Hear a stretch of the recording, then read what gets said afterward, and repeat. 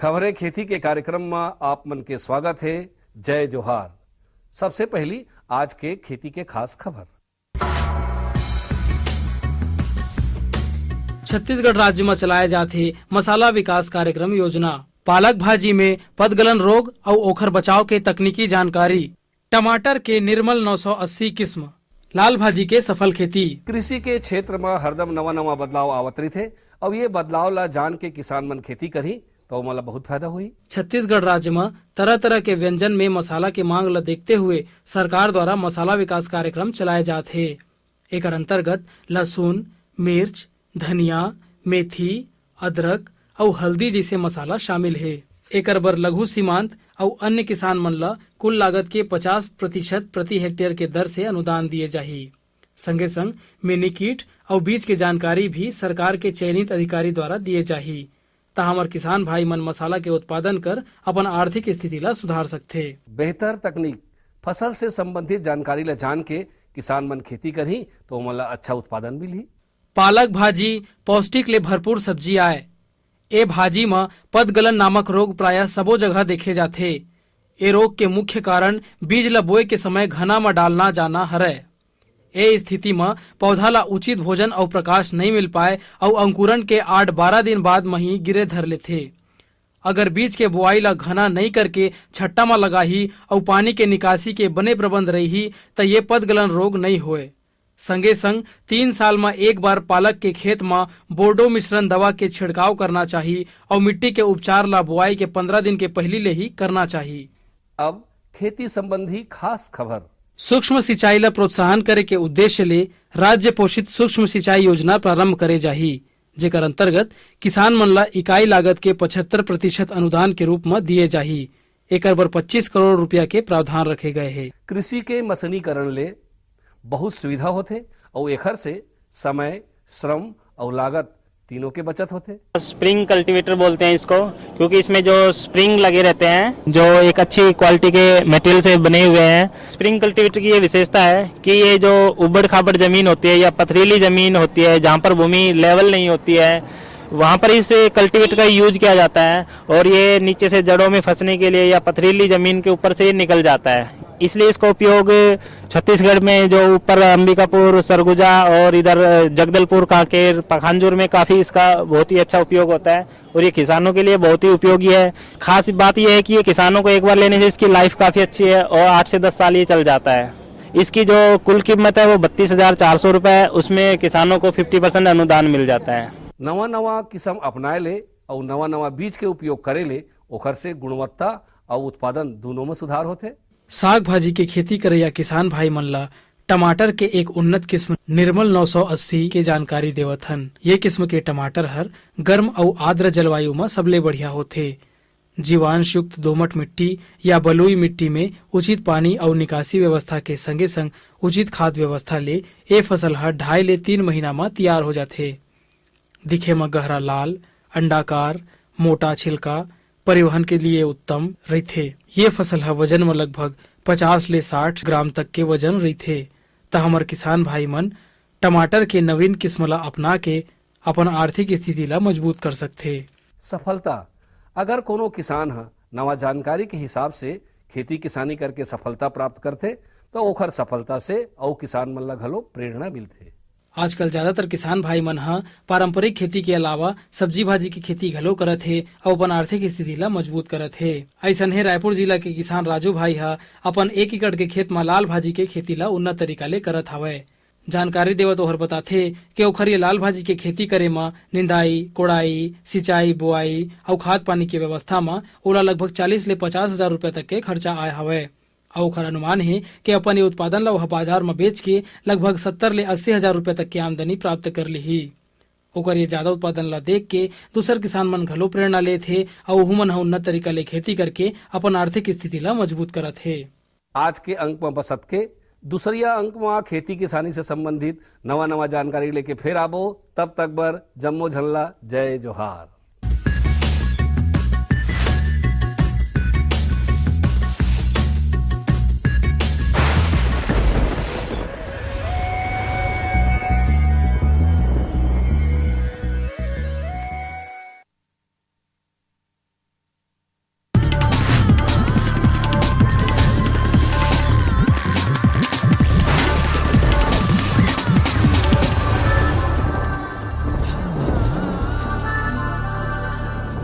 नमस्कार। मंडी भाव में आप मन के स्वागत है। आवा देखबो हमारे प्रदेश के अलग अलग जगह के मंडी मन में धान, फल और सब्जी मन के का भाव है। आज बालोद कृषि उपज मंडी समिति में धान के न्यूनतम भाव 1150 रुपया और अधिकतम भाव 1501 रुपया प्रति कुंटल। नवापारा कृषि उपज मंडी में धान के न्यूनतम भाव 1200 रुपया और अधिकतम भाव 1445 रुपया प्रति कुंटल। बिलासपुर कृषि उपज मंडी में धान के न्यूनतम भाव 1104 रुपया और अधिकतम भाव 1420 रुपया प्रति कुंटल। महासमुंद कृषि उपज मंडी समिति में धान के न्यूनतम भाव 1010 रुपया और अधिकतम भाव 1395 रुपया प्रति कुंटल। आज रायपुर के फल मंडी में संतरा के बने आवक देखे गए है। एकर व्यापार करे व्यापारी मन बताथे कि थोक में एकर भाव 18 ले 20 रुपया है, उन्हें चिल्हर में 25 ले 30 रुपया किलो में बिकत हवे। अब बारी है मंडी समीक्षा की। बालोद कृषि उपज मंडी समिति में धान MTU 1001 ला भाव मिले है 1215 रुपया से 1501 रुपया प्रति कुंटल। अन्य किस्म के धान ला भाव मिले है 1213 रुपया ले 1415 रुपया प्रति कुंटल। धान स्वर्णा मासुरी पुराना ला भाव मिले है 1200 रुपया ले 1425 रुपया प्रति कुंटल। नवापारा कृषि उपज मंडी में धान संबा मासुरी ला भाव मिले है 1095 रुपया ले 1395 रुपया प्रति कुंटल। धान पतला ला भाव मिले है 1175 रुपया ले 1370 रुपया प्रति कुंटल।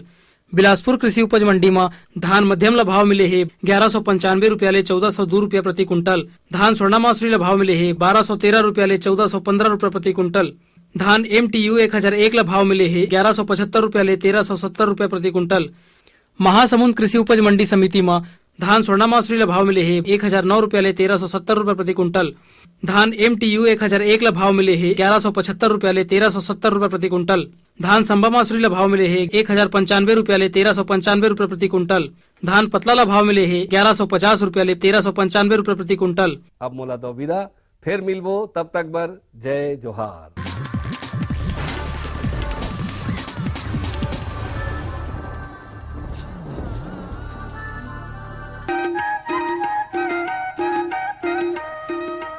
ये लो और बताओ। बस। अरे ये क्या भैया जी, बस इतनी सी रासायनिक खाद? किसानी छोड़ रहे हो क्या? किसानी नहीं, नादानी छोड़ रहे हैं। मिट्टी की जांच कराई है।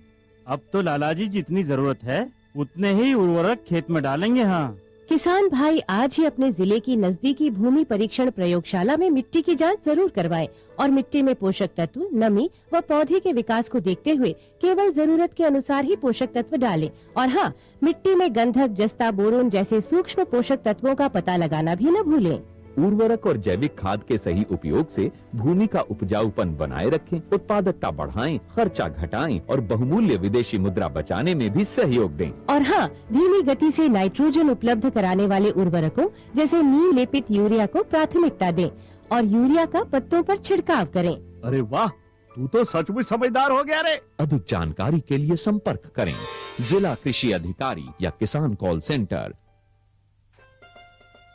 अम्मा खाना दे दो ना। सबर कर गोलू, अभी दाल नहीं गली है। तू फिक्र ना कर गोलू की अम्मा, अब की बार अपनी दाल खूब गलेगी। क्या मतलब जी? अब की बार NFSM के तहत दाल की पैदावार को बढ़ाने के तरीकों को दिखाने के लिए देश में 1000 क्षेत्र चुने गए हैं, जिसमें हमारा इलाका भी आ गया है। पर इससे हमें क्या फायदा? हमें 5 एकड़ खेती के लिए खाद और कीटनाशक के अलावा बढ़िया बीजों की एक मिनी किट भी मिलेगी। इतनी दाल का करेंगे क्या जी? अरे भगवान, सरकार ने दलहन का समर्थन मूल्य भी खूब बढ़ा दिया है और इनकी खरीद का भी पूरा इंतजाम कर लिया है। इससे आमदनी बढ़ेगी और फिर हमारा गोलू अच्छे स्कूल में जाकर के कृषि वैज्ञानिक बनेगा। हाँ, क्या करूं? हाँ, मैं ऐसे ही करूंगा। हाँ, अच्छा, मैं जा रहा हूँ। अच्छा, जी जी जी, हाँ, जी जी जी। किससे बात कर रहे थे इतना हंस कर? किसान कॉल सेंटर, विशेषज्ञ से खेती के बारे में सलाह ले रहा था। सुबह भी, रात को भी? किसान कॉल सेंटर सुबह 6 बजे से रात को 10 बजे तक खुलता है। रविवार को भी? हाँ भाई, साल के 365 दिन खुलता है। और इतना फोन का बिल कौन भरेगा? अरे, किसान कॉल सेंटर की सेवा मुफ्त है। पर तुम ये सब क्यों पूछ रही हो? मैं तो कुछ और ही समझी थी। किसान भाई कृषि संबंधी समस्याओं का अपनी भाषा में तुरंत समाधान पाने के लिए पूरे भारत में किसी भी फोन से राष्ट्रीय हेल्पलाइन नंबर 1800-1801-551 पर संपर्क करें। किसानों का दोस्त किसान कॉल सेंटर।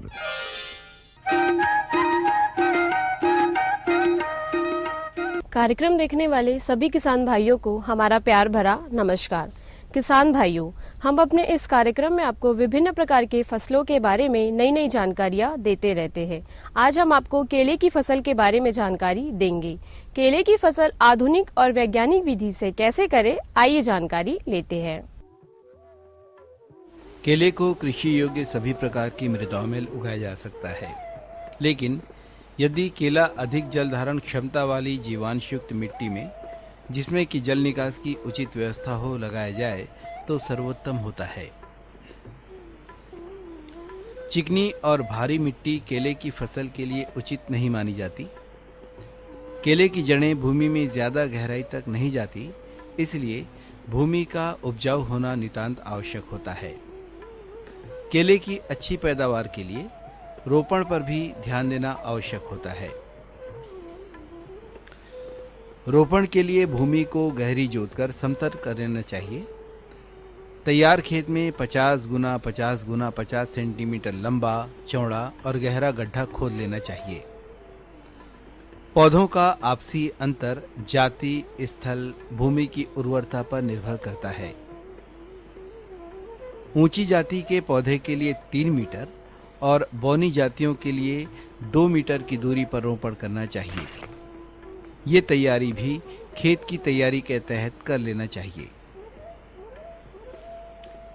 केले की प्रचलित प्रजातियां इस प्रकार से हैं: पुअन डुआर्फ, कैवेंडिश, हरी छाल, रसथली, नेंद्रन, CO1, लाल केला, सफेद वेलची, ग्रास मिचेल, चक्र केली वगैरह। केले का रोपण समय मुख्यतः जलवायु पर निर्भर करता है।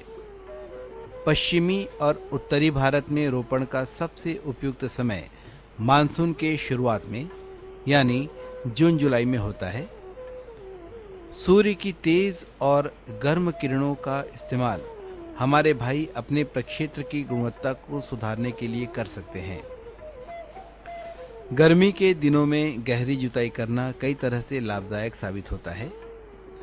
खेत की गहरी जुताई करने के अनेक आधुनिक यंत्रों का इस्तेमाल किया जाता है। जब प्रक्षेत्रों की गहरी जुताई की जाती है और इस काम के लिए मिट्टी पलटने वाले हल का उपयोग किया जाता है, तब जमीन की ऊपरी सतह नीचे और भूमिगत सतह ऊपर आ जाती है। जमीन की निचली परत में ही जमीन की बहुत सी बुराइयां छुपी होती हैं, जैसे फसल को रोग जनित करने वाले कीट, लार्वा, प्यूपा आदि। जब जमीन की यही निचली सतह ऊपर आती है तो सूर्य की तेज रोशनी में इन रोग जनित कीटों का सफाया अपने आप हो जाता है। सतह पर आ गए प्यूपा को पक्षी चुगकर उनका सफाया कर देते हैं। केले के लिए किसान भाई अपनी जमीन का इस तरह से उपचार कर सकते हैं जिससे वे आने वाले समय में इसका भरपूर लाभ देख सकेंगे। खरपतवार का निवारण और उसके उगने से पहले ही भूमि की तैयारी के दरमियान कर लेना चाहिए। गहरी जुताई से पहले ही उग आए खरपतवार नीचे दब जाते हैं और किसान भाइयों को आगामी फसल में खरपतवार की समस्या ज्यादा परेशान नहीं करती। किसान भाइयों, केले की फसल में जल प्रबंधन का भी बड़ा ही महत्व है। सिंचाई कब कब और कितने दिनों के अंतराल में करें, आइए जानकारी लेते हैं। केले में सिंचाई की आवश्यकता भूमि और जलवायु पर निर्भर करती है। यदि पौधों को लगाने के तुरंत बाद वर्षा न हो रही हो तो सिंचाई कर देनी चाहिए। भूमि और वातावरण के अनुसार शरद ऋतु में 10 से 15 दिनों के अंतराल में और ग्रीष्म ऋतु में यही सिंचाई 4 से 7 दिनों के अंतर पर देना चाहिए। केले की पैदावार ज्यादा और बेहतर हो सके, इसके लिए कुछ सूक्ष्म तत्वों का छिड़काव सिंचाई के माध्यम से किया जाना चाहिए। जैसे केले के अधिक फलन के लिए पुष्कल 0.5% का 2 से 3 बार छिड़काव करना चाहिए। फलों के बड़े आकार और बेहतर स्वाद उत्पादन के लिए मेगाकल 3 से 5 ml प्रति लीटर पानी के मान से उपयोग करें। पहले छिड़काव के 15 दिनों के बाद दूसरा छिड़काव करना चाहिए। साथ ही चीनी 2.5 मिलीलीटर प्रति लीटर पानी के मान से प्रयोग करना चाहिए। सूक्ष्म तत्वों का छिड़काव सिंचाई के माध्यम से करना सबसे बेहतर होता है। इसके लिए ड्रिप पद्धति का इस्तेमाल करें। केले की शुरुआत अवस्था में खरपतवार नियंत्रण बहुत आवश्यक होता है। इसके लिए समय समय पर निंदाई गुड़ाई करते रहना चाहिए। ये गुड़ाई उथली होनी चाहिए, क्योंकि गहरी गुड़ाई से केले की जड़ों को नुकसान पहुंचने का खतरा होता है। चूंकि केले की जड़ें ज्यादा गहरी नहीं होती, इसलिए इनके पौधों में मिट्टी का चढ़ाना आवश्यक होता है।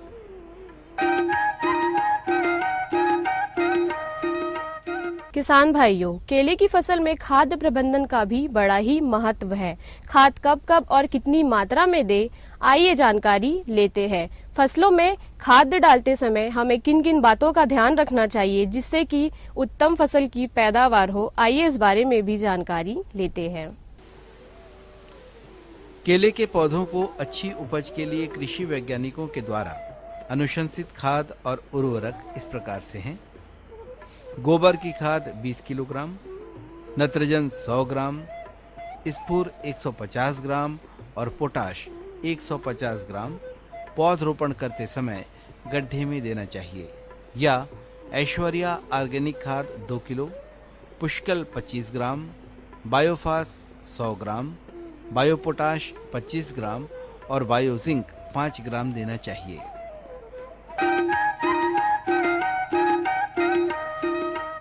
किसान भाइयों, केले की फसल में कुछ रोग लगने की भी संभावनाएं होती है। ये रोग क्या है और इनसे कैसे बचें, आइए जानकारी लेते हैं।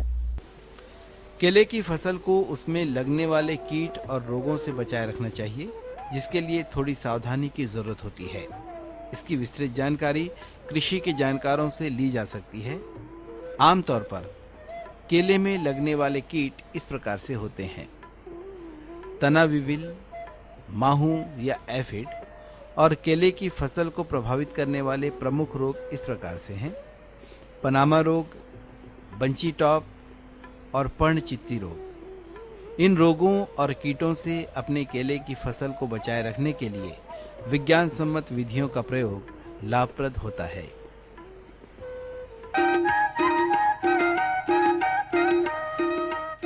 गोली गिन गिन के तय हमारे वो कर ज्वाला, सररा जीरा लगना हो, सररा जीरा लगना।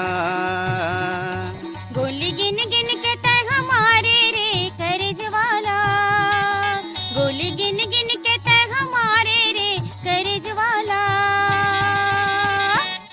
सनना जीरा लगना हो, सनना जीरा लगना। गोली गिन गिन के तय हमारे वो कर ज्वाला, गोली गिन गिन के तय हमारे वो कर ज्वाला। सररा जीरा लगना हो, सररा जीरा लगना। गोली गिन गिन के तय हमारे रे कर ज्वाला, गोली गिन गिन के तय हमारे रे कर ज्वाला। सनना जीरा लगना हो, सनना जीरा लगना।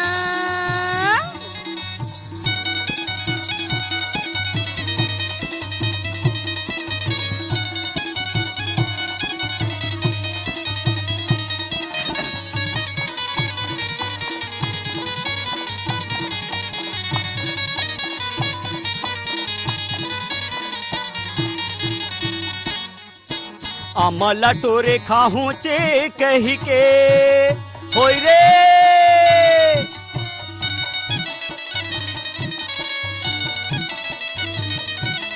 अमला टोरे खाहू चे कही के, मोला दागा मत डारे रे गोरिया होचे कही के। वो गोरी गिन गिन के मोला धागा मत डारे वो गोरिया होचे कही के वो गोली गिन गिन के गोली गिन गिन के ते हमारे रे करज वाला गोली गिन गिन के ते हमारे रे करज वाला सना ना जीवरा लागिना सना ना जीवरा लागिना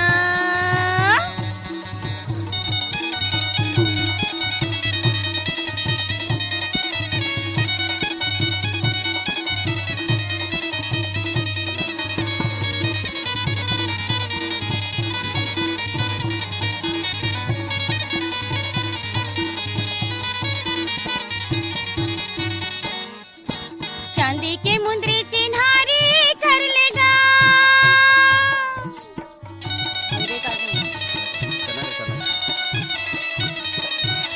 चांदी के मुंदरी चिन्हारी कर लेगा मैं हरे रायपुर शहर मारे टोरा चिन्हारी कर लिखा रे गोली गिन गिन के मैं हरे टिकरा पारा मटोरा चिन्हारी कर लिखा रे गोली गिन गिन के गोली गिन गिन के ते हमारे वो करज वाला गोली गिन गिन के ते हमारे वो करज वाला है सररा जीरा लगना हो सररा जीरा लगना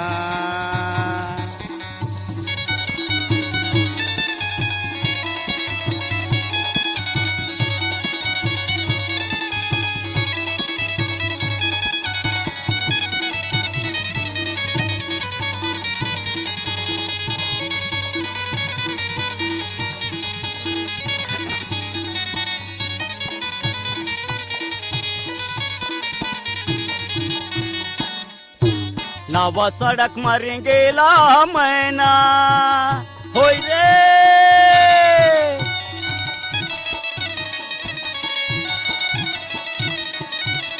नवा सड़क मरेंगे ला मैना 2 दिन के तैया रे गोरी लगाए महीना वो गोली गिन गिन के 2 दिन के तैया रे गोरी लगाए महीना वो गोली गिन गिन के गोली गिन गिन के ते हमारे रे करज वाला गोली गिन गिन के ते हमारे रे करज वाला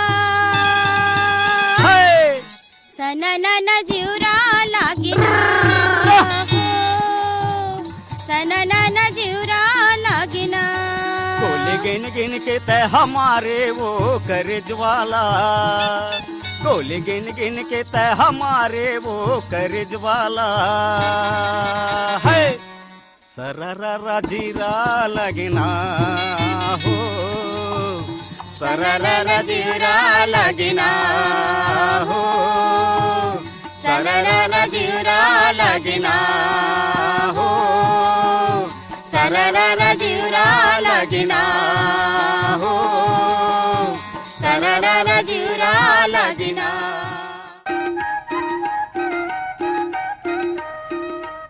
किसान भाइयों, हमारे इस कार्यक्रम से आपको जरूर लाभ मिला होगा। अगले अंक में कुछ अन्य विषयों के साथ फिर उपस्थित होंगे। तब तक के लिए